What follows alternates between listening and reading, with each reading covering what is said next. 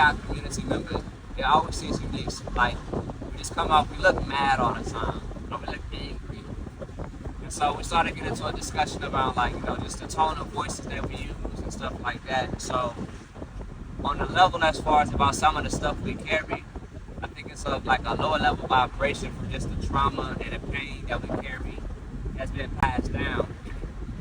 At the same time, I also do understand that there's a level of authority and assertion that we carry because of not only the environments we operate in, you have to be like that in order to not be viewed as less than, but at the same time, to me, it also demonstrates a lineage and an origin of royalty. Like, we come with a command presence. We come with a sense of authority. And that's why when we speak as assertive, it's viewed as negatively.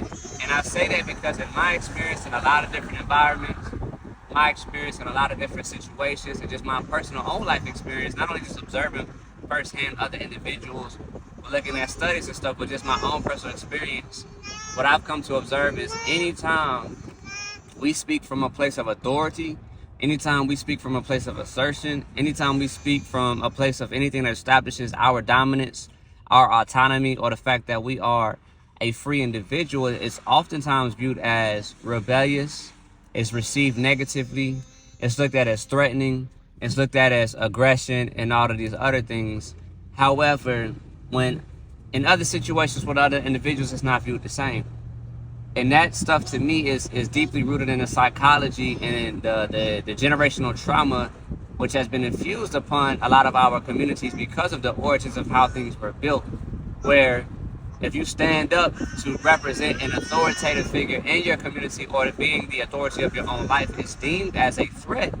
Not so much because you are physically threatening someone, but because it threatens the ideology of what is held about you. It threatens the ideology of what society has said about our communities. If you stand up and you articulate yourself, if you advocate for yourself, if you go against the grain, not in the sense of a buck the system type of situation, but just where you're not going along with the norm, you're being culturally responsible, you're being assertive as far as about what the reality of your life and your situation is and what you need in any situations, is viewed as negative and as a challenge. It is dealt with punitively. What they say, the tallest hammer gets the nail. But meanwhile, if other people do it, it's leveraging their resources. For example, I'll give you a quick example in academic settings, right? If you leverage your resources, they might look at you like, oh, you're a cheater. You're dishonest. You're not doing what you should. You're not doing the hard work. You're lazy. Just like we thought, y'all up to no good. Y'all always trying to be underhanded.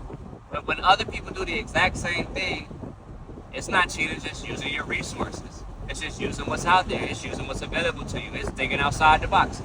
It's always got a positive spin when it's somebody else, but when it's our community that does it, it's underhanded and it's negative. Affirmative action viewed negatively. Oh, they're making an exception for you. Meanwhile, you have a form of affirmative action from individuals who are connected through bloodlines and families.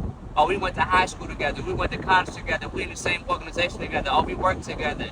We work for the same company. We're business partners. So I'm going to have a conversation with you on a golf course or the tennis course or while we're playing basketball and say, hey, FYI, my son, my cousin, my niece, my distant relative is going to apply for your university. Oh, I'll make sure they get an honest review of their application when it slides through my desk. But if we do that, it's dishonest. Or if we do that, we're looking for a handout. So at the end of the day, one thing I teach my boys is you're not aggressive. You're going to talk like a man. You're going to talk with assertiveness. You're not aggressive. You just understand who you are. You're free. You are royalty. You are a king and you are a warrior.